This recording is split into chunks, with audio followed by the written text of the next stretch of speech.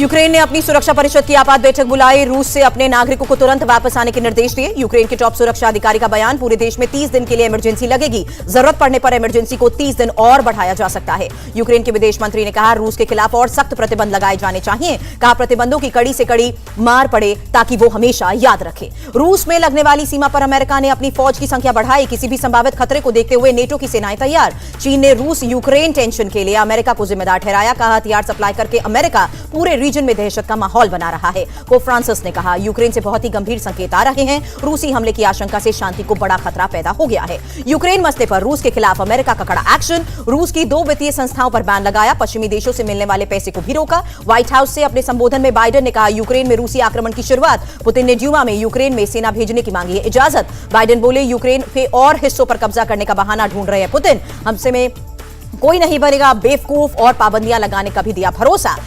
America लुथियाना, Latvia और Estonia में NATO को मजबूती देने के लिए भेज रहा है और फौज। बेलारूस से रूस की सेना नहीं हटाने के जवाब में बाइडेन का जवाब। रूस की 2 संस्थाओं पर पाबंदी पर व्हाइट हाउस का बयान। कहा, रूस ने आक्रमण किया तो ये पाबंदियां महज शुरुआत। बाइडेन की आर्थिक सलाहकार दिलीप सिंह ने व्हाइट हाउस की तरफ से प्रेस ब्रीफिंग दी। कहा, रूस ने हमला किया तो उसका और कोई और भी आर्थिक संस्थान सुरक्षित नहीं रहेंगे। व्हाइट हाउस की प्रेस सचिव जेन पेस्की की कहा, बाइडेन प्रशासन की रूसी नीति में अहम रोल निभा रहे हैं उपराष्ट्रीय सलाहकार दिलीप सिंह। यूरोपियन यूनियन ने भी रूस पर प्रतिबंध लगाए। सभी 27 विदेश मंत्रियों की बैठक में आम राय से लिया गया फैसला। यूरोपीय यूनियन ने बैठक के बाद कहा, हमारे फैसलों से रूस को पहुंचेगी काफी चोट। अमेरिका, ब्रिटेन और कनाडा के सहयोग से लिया गया फैसला। यूक्रेन के 2 राज्यों को मान्यता देने के विरोध में रूस के विदेश मंत्री से नहीं मिलेंगे अमेरिकी विदेश मंत्री। 24 फरवरी को जिनेवा में मुलाकात होनी थी। वाशिंगटन डीसी में यूक्रेन के विदेश मंत्री से मिले ब्लिंकन। कहा, संकट टालने के लिए रूस कूटनीति को लेकर गंभीर नहीं है। ब्लिंकन के साथ प्रेस कॉन्फ्रेंस में बोले यूक्रेन के विदेश मंत्री, दूसरे विश्व युद्ध के बाद सबसे संकट की कगार पर है दुनिया।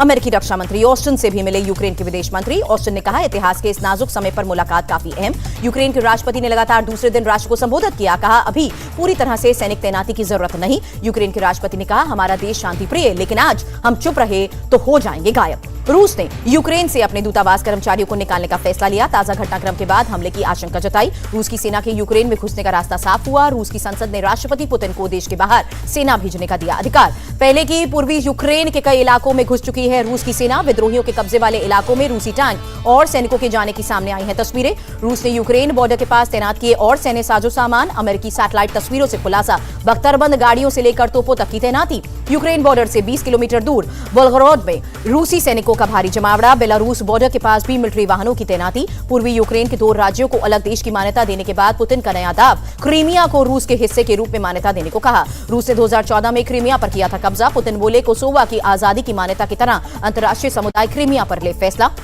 पुतिन ने कहा, हम अभी यूक्रेन में सेना नहीं भेज रहे, वहां के हालात को देखते हुए फैसला लिया जाएगा। रूस के हमले से निपटने के लिए नेटो ने तैयारी की। 120 समुद्री जहाजों को भी भेजा गया। नेटो महासचिव ने कहा, यूक्रेन बॉर्डर पर रूस के 1.5 लाख सैनिक, लड़ाकू विमान और हेलीकॉप्टर कॉम्बैट फॉर्मेशन में है तैनात। ब्रिटेन के रक्षा मंत्री ने बाल्टिक सागर के 10 देशों के संगठन जॉइंट एक्सपीडिशनरी फोर्स के विदेश मंत्रियों के साथ की बैठक। G7 के विदेश मंत्रियों ने यूक्रेन संकट पर मंथन किया। G7 देशों के बाद हुई यूरोपीय यूनियन के विदेश मंत्रियों की बैठक। जर्मनी की रक्षा मंत्री ने लिथुआनिया में तैनात जर्मनी के सैनिकों से की मुलाकात। पुतिन से यूक्रेन पर तुरंत हमला बंद करने को कहा। रूस के पड़ोसी लिथुआनिया में कनाडा में तैनात किए 460 अतिरिक्त सैनिक। रूस पर लगाए गए नए प्रतिबंध। यूक्रेन के 2 राज्यों को अलग देश की मान्यता पर बोले यूएन चीफ, रूस का एक तरफा कदम, संयुक्त राष्ट्र चार्टर का उल्लंघन। रूस को मिला वेनेजुएला का समर्थन। वेनेजुएला के राष्ट्रपति ने कहा, अपने लोगों को बचाने के लिए रूस ने लिया हमले का सहारा। गोलीबारी में जान गंवाने वाले यूक्रेनी सैनिक को दी गई आखिरी विदाई। रिश्तेदार, सैन्य अधिकारी और कीव के स्थानीय लोग शामिल हुए। पूर्वी यूक्रेन में गोलीबारी के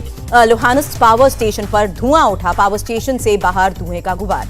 पावर स्टेशन के ट्रांसफार्मर पर गोला गिरा। यूक्रेन का दावा, रूस समर्थित विद्रोही इलाकों की तरफ से गोलीबारी की गई। कीव में रूस की एम्बेसी के बाहर लोगों का प्रदर्शन। राष्ट्रपति पुतिन के खिलाफ जमकर विरोध। रूस के खिलाफ सख्त एक्शन लेने की मांग। सड़क पर उतरे मेरियोपोल के स्थानीय लोग। डोनेस्क और लुहानस्क को अलग देश बनाने के खिलाफ विरोध जताया। पेरिस में रूस के खिलाफ लोगों का प्रदर्शन। पुतिन पर लोकतंत्र की हत्या करने का आरोप लगाया। बर्लिन में रूस एम्बेसी के बाहर इकट्ठा हुए सैकड़ों लोग। रूस के खिलाफ कड़े प्रतिबंध लगाने की मांग। जापान ने रूस और यूक्रेन विद्रोही इलाकों पर कई प्रतिबंध लगाए। रूसी बॉन्ड जारी करने पर रोक लगाई। कई रूसी लोगों की संपत्ति फ्रीज की गई। यूक्रेन रूस के बीच जारी तनातनी पर साउथ कोरिया के राष्ट्रपति ने इमरजेंसी मीटिंग बुलाई। कहा, मामले का शांतिपूर्ण समाधान हो। ऑस्ट्रेलिया ने भी रूस पर प्रतिबंध लगाए। कहा, रूसी साइबर अटैक से जवाबी कार्रवाई करने के लिए रहे तैयार।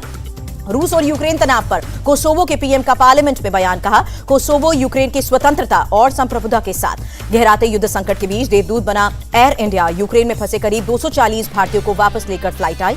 देर रात 11:40 पर दिल्ली पहुंची फ्लाइट। भारत लौटकर यात्रियों के चेहरे खिले। 22, 24 और 26 फरवरी को भी फ्लाइट्स जाएंगी। इंडिया टीवी हर वक्त हर जगह डाउनलोड करने के लिए सर्च करें India TV news Google play store या ऐप स्टोर पर।